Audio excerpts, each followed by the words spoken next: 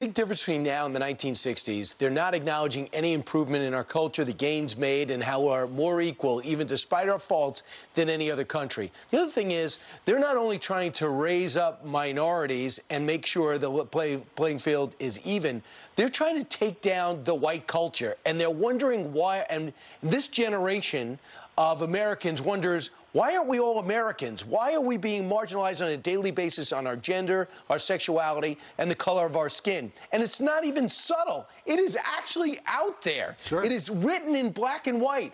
This is the big difference between other civil rights movements in our past. One, the first big one was a war. The second big one we saw in the streets, especially in the South. And this one we're seeing in the classrooms, and we've seen the enemy, and it's white people. And they wonder why people have a problem with it. It's pretty simple what most families in America, I think, are teaching their kids, and that's the golden rule, to love others as yourself. Don't see people for skin color.